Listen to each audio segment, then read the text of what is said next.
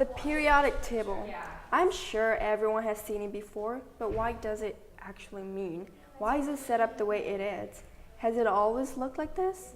What is it used for? If you have ever asked any of these questions, this video will help you answer them.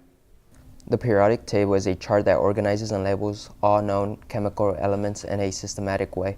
There are 118 elements on the periodic table right now, but new elements are discovered all the time. Because there are 118 elements, the table is broken up into 118 boxes. But what is in each box? The square contains information and about each individual element. These squares are called element cells. In the middle of the cell is the element symbol. The symbol is either one or two letters, and the letter can be related to the name of the element, like hydrogen. Most periodic tables also include the full name of the element under the element symbol, in this case hydrogen.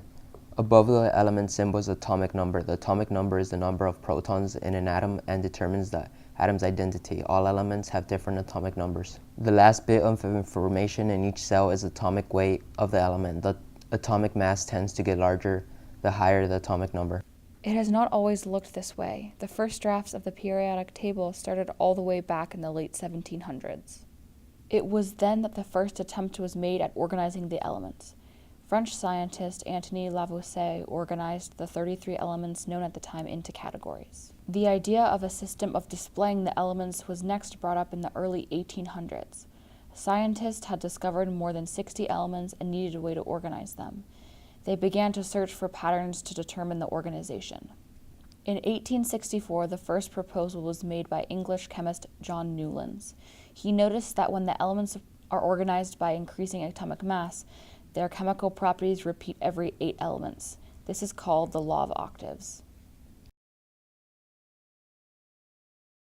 The next organization system was proposed by two chemists at the same time. German chemist Lothar Meyer and Russian chemist Dmitry Mendeleev both proposed the idea of placing the elements in order of atomic mass, but also order them in columns based on their properties. Dmitry Mendeleev usually gets the credit because he published his proposal slightly before Lothar Meyer. His proposal became widely used and accepted because it ended up predicting the pattern of undiscovered elements. In 1870, about 70 elements had been discovered. Technological advancements allowed scientists to break down compounds into elements, identify new elements, and even develop new elements in labs. It was discovered that Mendeleev wasn't completely right. Some newly discovered elements ended up in the wrong column. While scientists tried to solve this problem, even more elements were being discovered all the time. An entire series of elements that would later come to be known as the noble gases were added to the list of discovered elements.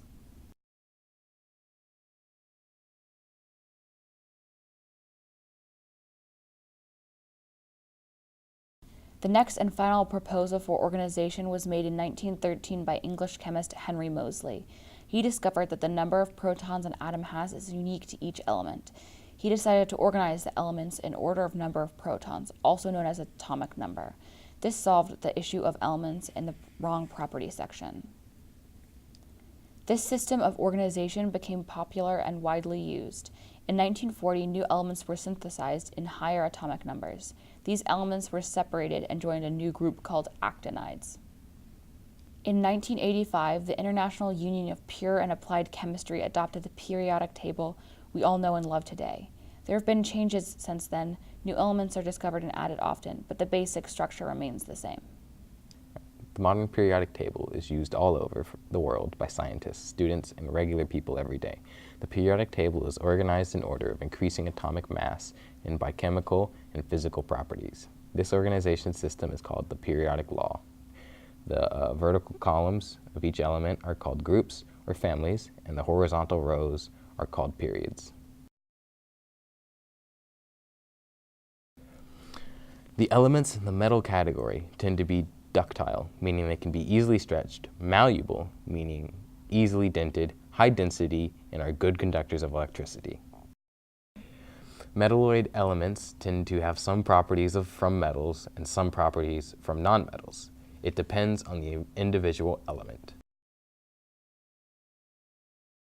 Lastly, the nonmetals category contains elements that tend to be brittle, poor conductors, and do not reflect light.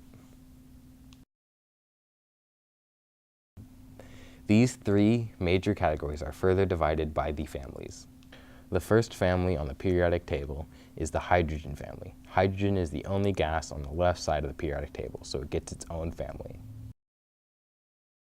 The next family is the alkali metal family. These are very reactive metals that are always combined with another element. The alkaline earth metals, on the other hand, are not as reactive, but they are also always a part of a compound, usually with nonmetals. The fourth family is the transition metals. The transition metal family spans 10 columns and includes a lot of elements. Transition metals tend to be less reactive and harder metals. Transition metals are also very common. Elements such as gold and silver are transition metals. The boron family is simply just boron and all elements that fall underneath it. Elements in the boron family are a mixture of nonmetals and metalloids, with boron being the only metalloid. The next family is called the carbon family, and like the boron family, is made up of all elements under carbon. The family contains metals, nonmetals, and metalloids, and includes the elements that are important to create life, such as carbon. The nitrogen family also contains important elements, like the previous family. The nitrogen family is made up of metals, nonmetals, and metalloids. Nitrogen makes up 3/4 of our atmosphere and makes the Earth livable. The next family goes by two names, the oxygen family and the chalagen family. This family includes all elements below oxygen and is made up of metals, nonmetals, and metalloids. Oxygen is necessary for people to breathe, so it is incredibly important.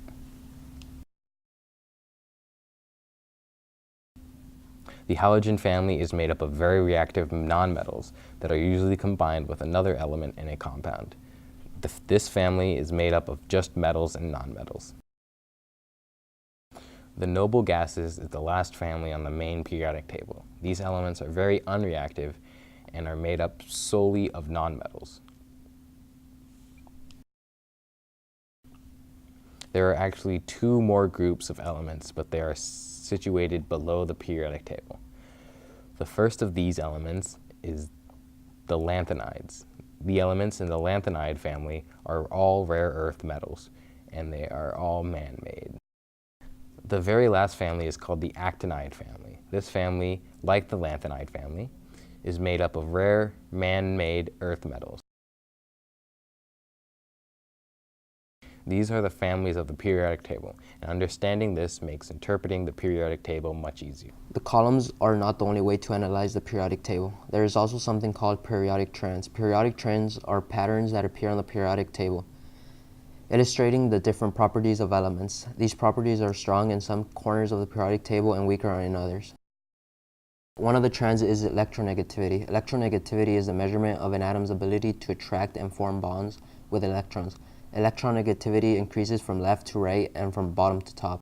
The next periodic trend is ionization energy. Ionization energy is the energy required to remove an electron from a neutral atom. Elements on the right side of the periodic table tend to have a higher ionization energy, while elements on the left have a lower. Ionization energy also tends to be higher on elements near the top of the table.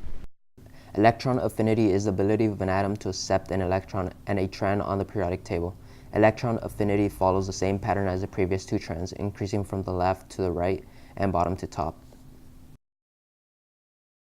Another trend on the periodic table is atomic radius. Atomic radius is defined as 1/2 the distance between the nuclei of two atoms. The trend is different from the previous ones, with it increasing from right to left and bottom to top.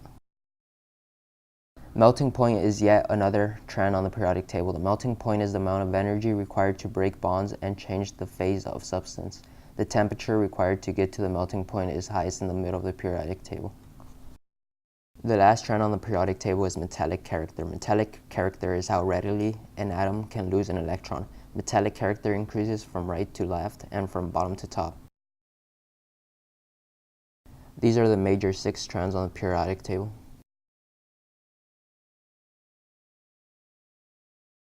So I hope you now have a better understanding of what the periodic table is, how it came to be, and how to use and understand it. Just for a quick overview, we have covered the periodic table and what information each element cells includes. That we talked about the history of the periodic table and how it has molded and changed over time. Lastly, we addressed the trends on other periodic table, what they are, and how to identify them.